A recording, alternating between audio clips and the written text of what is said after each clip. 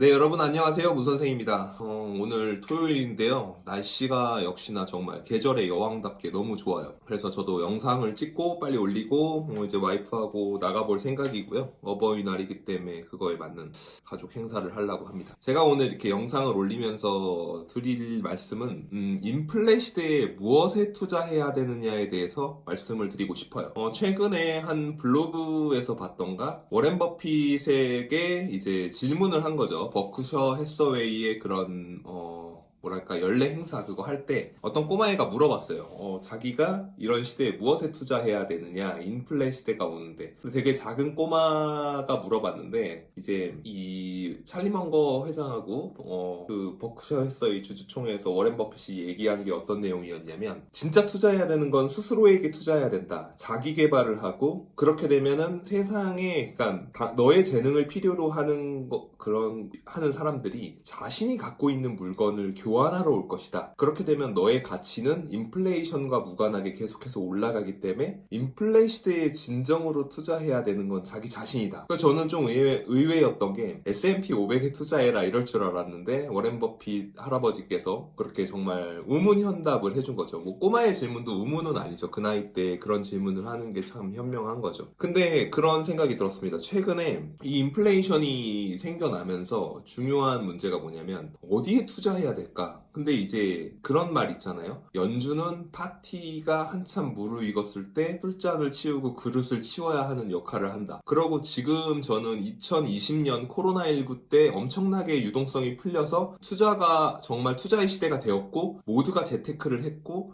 그걸로 인해서 부자가 되려면 자산을 가져야 된다라는 쪽으로 많이 나아갔지만 사실은 그런 투자의 숙취가 지금 깨고 있는 상황이라고 생각해요. 그래서 정말 다들 머리가 아프고 숙취가 왔고 다 힘들어하는 거죠. 어디에 투자를 해야 되지? 나는 아직 그렇게 돈을 못 번 것 같은데 이런 상황인 거죠. 근데 제가 떠올리는 게 2007년과 2008년의 시대입니다. 제가 2007년에 제대를 했는데요.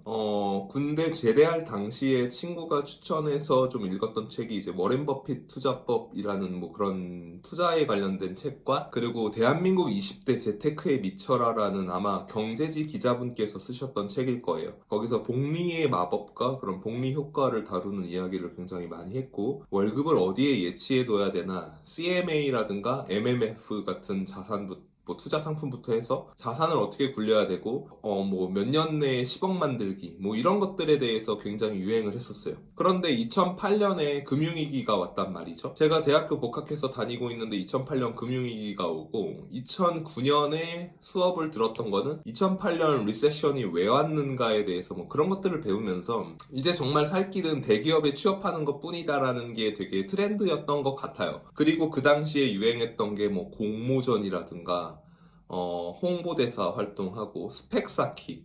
그래서 2000년대 후반에는 정말 스펙 개발에 굉장히 열을 올렸었고, 그때부터는 자기 개발을 통해서 성공을 해 나가고 기업체 임원이 되거나 뭐 스타트업을 해서 성공하고 이런 것들이 이제 돈을 버는 방식으로 굉장히 유행을 했었죠. 2010년대 초반이 오면서 가장 히트쳤던 책은 아프니까 청춘이다. 그러니까 김난도 교수님 책이었는데, 그때 왜 그러냐면 투자도 안 돼. 자기 개발을 하는 것도 너무 힘들어. 그리고 자기 개발 어쨌든 확률적으로 내가 남들보다 잘나야 성공할 수 있는데 100명이 세상에 존재한다고 하면 뭐 1등이 되거나 10등 안에 들어야 성공할 수 있는 건데 모두가 10등 안에 들 수 없잖아요. 그럼 10등이 10등이 아니잖아요. 그러니까 이제 나머지 90명이 너무 힘들고, 그러니까 아프니까 청춘이다라는 게 나오고, 그렇게 돼서 2010년대 이제 2013년 가면서 아파트 경기가 하락을 찍고, 그 당시에 2010년대 초반에는 유럽발 금융위기도 있었고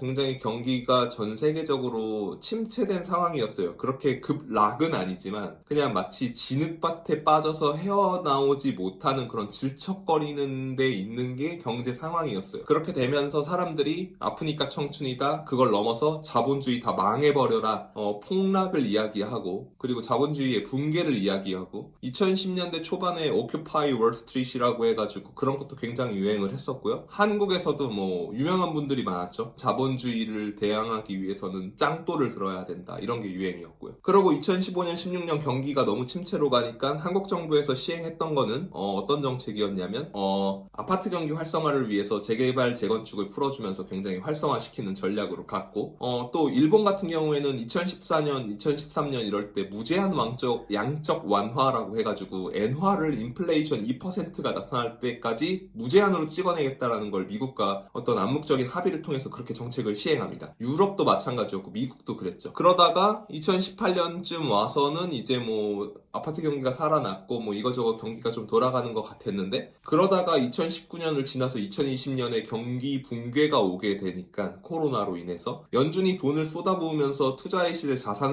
가격 상승의 시대로 접어들었던 게 이제 한 패턴이죠. 그러면 이제 전 돌고 돈다고 생각을 하는데, 인플레 시대가 오면은 결국에 우리가 투자해야 되는 자산 이런 거는 뭐 당연히 S&P 500이라든가 어떤 유망한 기업을 찾아내는 것, 근데 그 얘기를 하고 싶은 게 아니고요. 결국에 우리는 자기 자신에 투자해야 한다, 자기 개발해야 된다, 커리어 잘 쌓아야 한다, 뭐 연봉 올리고 몸값 올려야 된다, 이 트렌드로 갈 거라고 생각을 합니다. 이 트렌드가 한동안 어떤 투자 쪽이라든가 어떤 서점에 가면은 자기 개발 섹터가 시대적 화두가 돼서 지배할 거라고 봐요. 앞으로 2, 3년은 이제 이런 이야기를 하겠죠. 이걸 지나면은 이제 힘들어서 못하겠다, 다시 아프니까 청춘이다, 아프니까 중년이다, 뭐 이렇게 되겠죠. 근데 어떤 자기 개발을 하느냐, 그럼 뭐 영어학원 다녀야 되나? 이게 아니에요. 그러니까 저도 뭐 회사를 다니는 기간 동안 5년, 6년을 주말에 2시간씩 영어 학원을 다녔기 때문에 대학교 때부터 영어에 더 유창해졌고, 뭐 듣거나 말하는 거에 뭐 부담이 없는 그런 수준까지 왔는데, 그런 자기 개발 자체가 아니에요.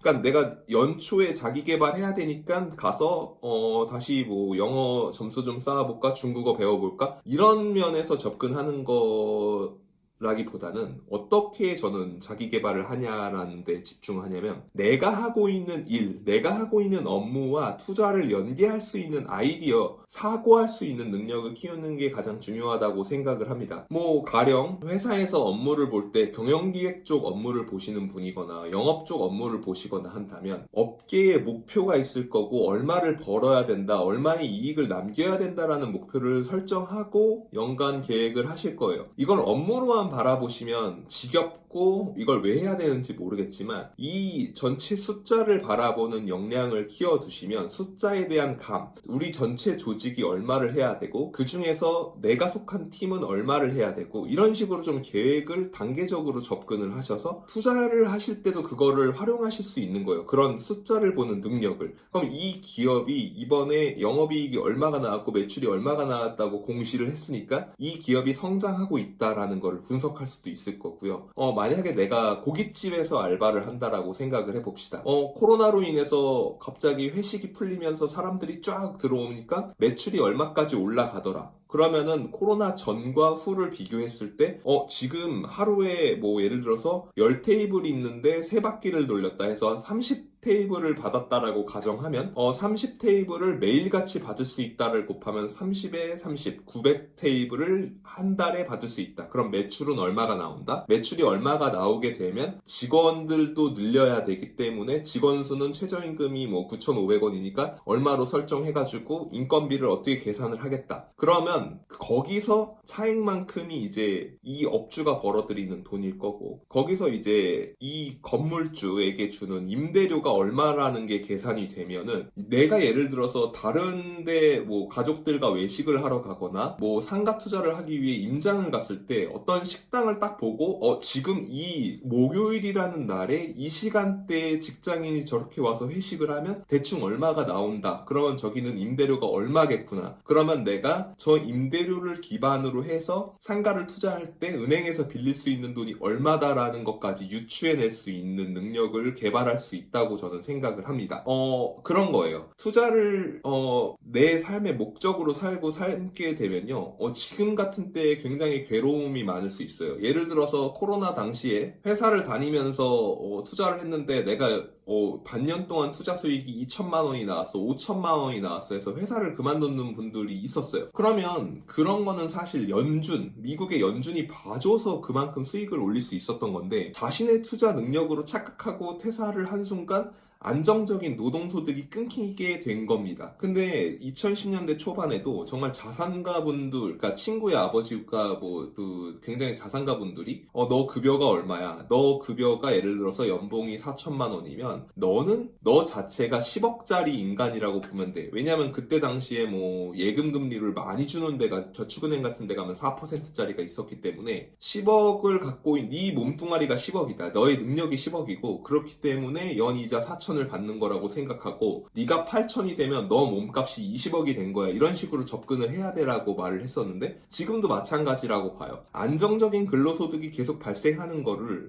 투자를 할 때는 술에 취해서 망각하게 됩니다. 내가 벌어오는 그런 투자 수익과 대비해서 이 월급은 되게 사소해 보일 수 있어요. 그리고 그렇게 되면은 그냥 섣불리 내가 갖고 있는 어떤 나쁘게 말하면 기득권이지만 어쨌든 내가 갖고 있는 사회적 포지션을 그냥 던져버리는 실수를 하게 되거든요. 그러지 마시고 지금처럼 어려워진 시대에는 투자가 어려워진 시대에는 안정적인 근로소득이 발생하는 데서 성실하게 일을 하시면서 그 일을 좀 더 새로운 각도로 일을 해보면은 그게 자기개발이 되고 투자를 위한 인플레에 대응하는 나의 자기개발이 된다라는 거예요. 단순히 내가 영어학원, 중국어학원을 가는 게 전부가 아니고 내가 이 업무를 볼 때 똑같이 봐도 예를 들어서 내가 웹 디자인을 한다, 제품 디자인을 한다 쳐도 이거를 네이버 스마트 스토어에 저런 식으로 팔더라, 이런 컨셉이 요새 유행이더라. 그러면은 그렇게 판매할 때 엣지를 가져가려면 뭘 해야 되지? 이 포인트를 끌고 가면은 이건 인플레이션이든 디플레이션이든 인류가 생존하는 한 나의 능력을 필요로 하는 어딘가는 항상 존재할 것이기 때문에 따라갈 수 있을 거라고 생각을 합니다. 설마 저는 공무원은 아니지만은 공무원을 하시거나 혹은 어떤 대기업을 다니시는 분들도 자기가 하고 있는 업무가 되게 관료적이고 굳어있다고 생각하실 수 있지만 그 안에서도 이 바라보는 눈, 경영자와 투자자의 눈으로 내 업무를 바라보면 어떻게 할 것인가라는 그런 개념으로 접근을 해서 업무를 하고 그런 능력을 키워가는 시간, 지금 인플레가 다가와서 내 주식이 물려있고 내가 산 아파트가 안 팔리고 아파트 가격이 정체된다고 해서 다 끝났다라고 포기하고 이제 부자 되는 길은 다 막혔어라고 생각을 하지 마시고, 사실 저희가 죽을 때 이 돈을 싸들고 갈 것도 아니고 저희의 인생은 어떤 투자라는 성적순으로 매겨지는 행복이 나오는 건 아니잖아요. 저희가 살면서 좀 더 가치 있고 이 세상에서 쓸모 있는 사람이 되고 싶고 그런 걸로 지향을 해나가는 게 더 중요하다고 생각을 하기 때문에 정말로 인플레이션이 다가왔을 때 그동안의 투자에서 성과를 얻었던 것 때문에 내 업무를 좀 소홀히 했던 건 아닐까라고 좀 반성을 하면서 자신의 본업에서 경영자와 투자자 관점으로 생각을 한다면 어떻게 접근을 하고 어떤 세상을 바라보는 눈을 키워나갈 것인가, 그리고 내가 갖고 있는 이런 능력을 투자에 활용하기 위해서 혹은 업무에서 다른 사람보다 탁월한 면을 보여주기 위해서는 어떤 엣지를 개발해야 될 것인가를 고민하면 좀 더 가치 있는 시간이 되지 않을까, 그런 생각이 들었습니다. 내일은 어버이날이고요. 모두 부모님을 찾아뵙거나 찾아뵙지 못하더라도 연락을 다 드리고 그러면서 좀 더 가치 있는 시간, 좋은 행복한 시간을 보내셨으면 좋겠습니다. 오늘 날씨가 굉장히 좋은데요. 좋은 하루 보내시고 영상 시청해주셔서 감사합니다. 좋아요와 구독하기 부탁드리겠습니다. 오늘도 좋은 하루 되십시오. 고맙습니다.